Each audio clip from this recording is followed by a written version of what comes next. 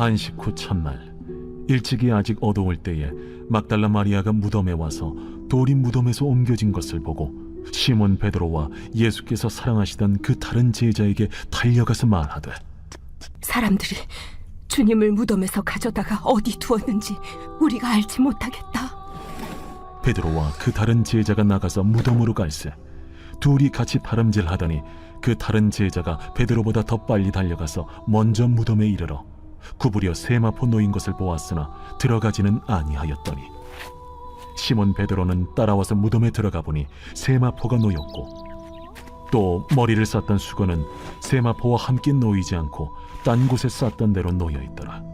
그때에야 무덤에 먼저 갔던 그 다른 제자도 들어가 보고 믿더라. 그들은 성경에 그가 죽은 자 가운데서 다시 살아나야 하리라 하신 말씀을 아직 알지 못하더라. 이에 두 제자가 자기들의 집으로 돌아가니라. 오늘 말씀 묵상에 함께 하신 여러분을 주님의 이름으로 환영하고 축복합니다.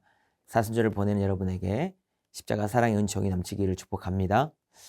오늘 본문은 부활하신 예수님의 빈 무덤을 보고 반응하는 세 사람의 모습을 보여주고 있습니다.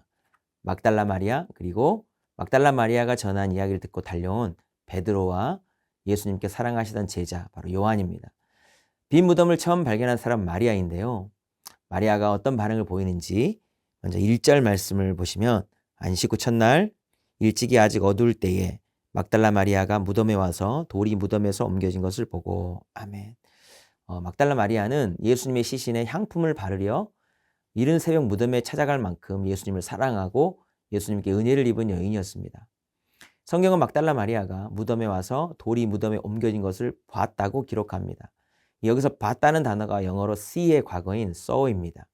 saw는 먼저 뭔가를 깨달은 것은 아니고요. 그냥 이 눈에 스치듯 돌이 옮겨진 것을 본 겁니다. 무덤에 돌이 옮겨진 것은 예수님이 부활하신 증거 중 하나지만 마리아는 예수님의 부활의 증거를 보지 못하고 있고요. 그냥 시신이 없어진 그 현상만 본 것입니다. 그 상태를 나타낸 단어가 바로 saw, 봤다라는 단어입니다. 이 마리아는 시신이 없어진 것을 보고 놀랐어요. 그리고 말합니다. 이 시신을 누가 가져갔는가? 어디 있는가? 사람들이 가져갔다고 생각했습니다. 그래서 놀래 달려가서 베드로와 요한에게 이 사실을 전하는데요.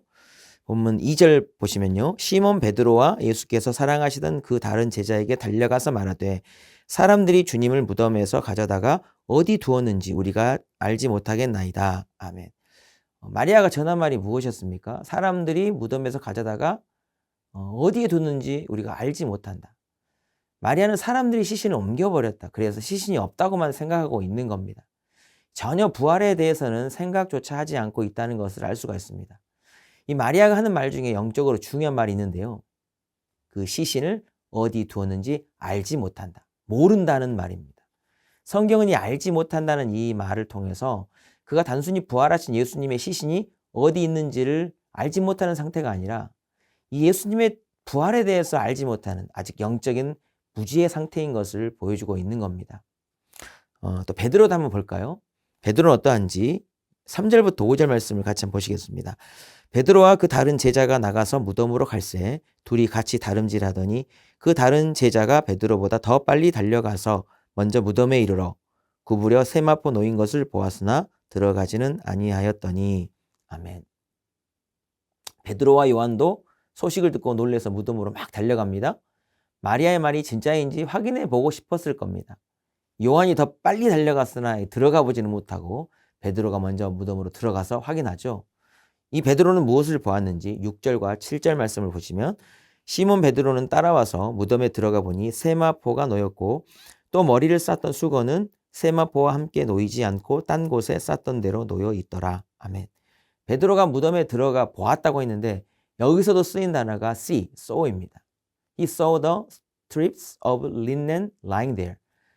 그가 무덤에 세마포가 놓여 있는 것을 보았다.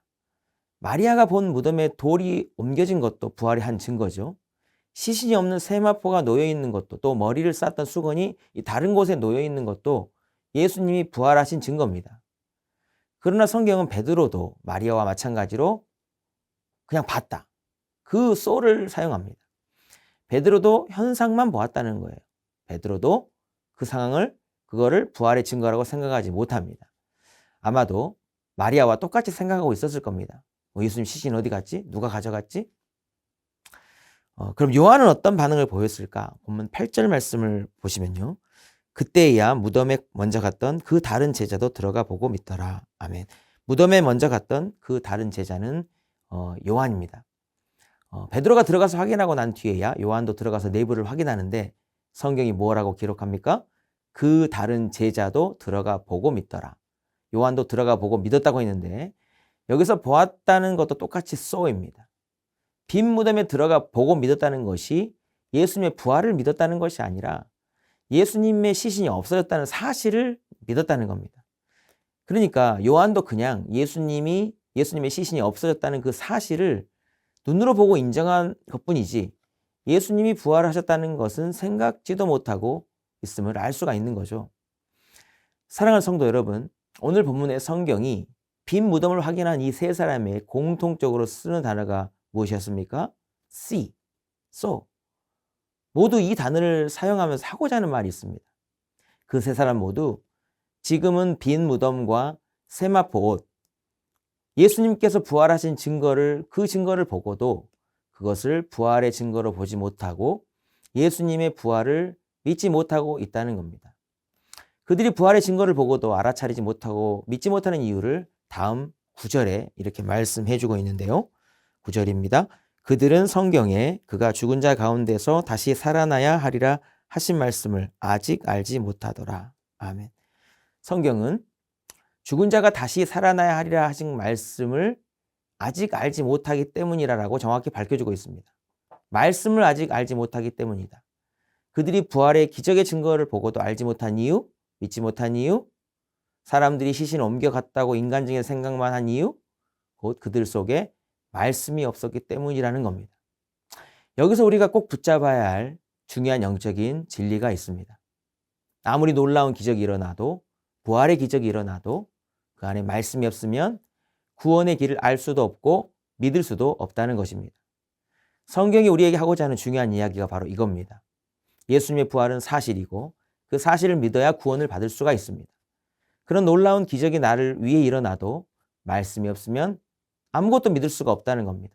반대로 2000년 전에 일어난 부활이지만 말씀이 우리 가운데 지금 있다면 지금도 부활을 믿을 수 있고 우리에게 구원이 임할 수 있다는 것입니다.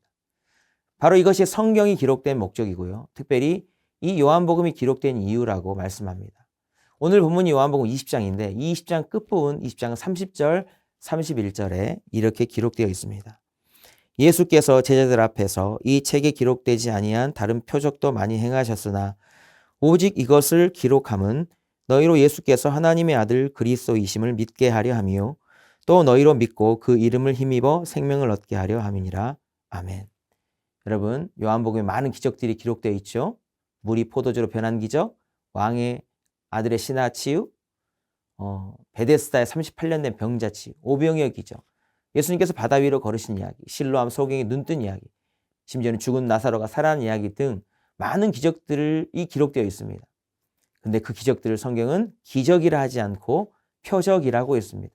왜냐하면 그 기적을 행하여도 그것이 구원의 표적이 되지 못하면 예수님을 구원자로 믿지 못하기 때문에 그렇습니다. 성경에 많은 사람들이 예수님 베푸시는 기적을 경험했습니다. 그러나 모두가 예수님을 구원자로 믿고 구원 얻은 것 아닙니다. 그 기적이 구원의 표적이 되지 못했기 때문입니다. 사랑하는 성도 여러분, 성경 속에 기록된 모든 말씀들이 다 믿어지는 은혜가 있게 되기를 축복합니다. 이 말씀들이 저와 여러분에게 구원의 표적이 되길 바랍니다. 예수님을 더 확실히 믿게 하는 그런 표적. 특히 예수님께서 구원을 위해 궁극적으로 보여주신 표적은 바로 십자가와 부활의 표적입니다. 이 십자가와 부활의 가장 확실한 구원의 표적 삼아 예수 그리스도를 믿음으로 구원을 얻고 생명을 얻는 저와 여러분의 복된 삶이 될 수 있기를 주님의 이름으로 축복합니다. 오늘 보면 마지막 10절을 함께 보실까요? 이에 두 제자가 자기들의 집으로 돌아가니라. 아멘. 두 제자가 자기들의 집으로 돌아갔습니다. 빈 무덤을 확인하고 자신의 삶의 현장으로 돌아갔죠. 뒷모습이 참 허탈해 보입니다. 성경이 허탈하게 집으로 돌아가는 이들의 모습을 왜 기록할까? 이들이 집으로 돌아가서 과연 무엇을 했을까? 마리아가 빈 무덤을 발견하고 놀래서 달려가서 베드로에게 또 요한에게 했던 것처럼 아마 이들도 돌아가서 다른 제자들에게 자신들이 본 것을 이야기했지 않겠습니까? 시신이 없어졌어. 사람들이 주님을 무덤에서 가져다가 어디 두었는지 잘 모르겠어. 아마도 이런 이야기를 했을 겁니다. 그런데 그것은 전혀 부활의 소식이 아니었죠. 사실이 아닌 이야기들이고 전혀 복음의 소식이 될 수 없는, 도리어 사람들의 입을 타고 돌아다니면서 계속적인 잘못된 정보들만 만들어내는 그런 이야기들을 전하며 살았을 것이라는 겁니다. 만일 그들이 부활의 표적을 갖고 예수님의 부활을 확신하고 돌아갔다면 어땠을까요? 의미 없는 이야기를 할 필요가 없겠죠. 예수님께서 죽음을 이기시고 부활하셨어 하면서 사람들에게 그가 깨달은 놀라운 광경을 전했을 겁니다. 그 입에서 나가는 말 자체가 기쁨의 소식이었고 그들에게 구원의 소식이 되었고 당연히 하나님께 영광이요 누군가에게는 복음의 소식이 될 수밖에 없는 그런 소식을 전했을 것입니다. 성경이 이에 두 제자가 자기들의 집으로 돌아가니라 라는 그 말씀을 기록한 이유가 이겁니다. 부활을 경험하지 못하면 의미 없는 헛된 것들만 이야기하며 살 수밖에 없는 그런 상태로 우리는 우리의 삶의 현장으로 돌아갈 수밖에 없다는 겁니다. 부활의 주님을 만났느냐? 정말 부활을 믿느냐 믿지 않느냐가 십자가와 부활의 표적이 우리 안에 있느냐 없느냐에 따라 인생이 이렇게 달라져 버릴 수밖에 없다는 겁니다. 사랑하는 성도 여러분, 성경이 기록되어 우리 가운데 있는 이유를 꼭 기억하시기 바랍니다. 우리로 예수께서 하나님의 아들 그리스도이심을 믿게 하려 하며 또 우리로 믿고 그 이름을 힘입어 생명을 얻게 하려는 것입니다. 그를 위해서는 기적이 일어나는 것이 중요한 것이 아니라 그것이 무엇이든 예수 그리스도를 확실히 믿게 만드는 표적이 돼야 되는 겁니다. 성령의 도우심을 통해 이 기록된 말씀들이 하나님께서 우리에게 보여주시는 놀라운 구원의 표적들로 새겨질 수 있기를 축복합니다. 무엇보다 십자가와 부활의 표적을 가진 자로 구원의 은총을 복되게 누리고 예수님의 부활의 증인으로 지금도 살아 역사하시는 예수님을 많은 사람들에게 증거하며 살아가는 저와 여러분의 복된 삶이 될 수 있기를 주님의 이름으로 축복합니다. 기도하시겠습니다. 하나님 아버지, 오늘 말씀을 통해 우리 속에 말씀 있는 것이 얼마나 중요한지를 깨닫게 됩니다. 말씀을 통해서 예수께서 우리 죄를 위하여 십자가에 달려 죽으시고 부활하셨음을 알고 믿게 해주셔서 감사드립니다. 오늘 본문의 제자들처럼 아무것도 모른 채로 삶의 현장으로 돌아가 나도 모르게 의미 없는 이야기만 전하는 자가 되지 않게 하여 주시옵소서.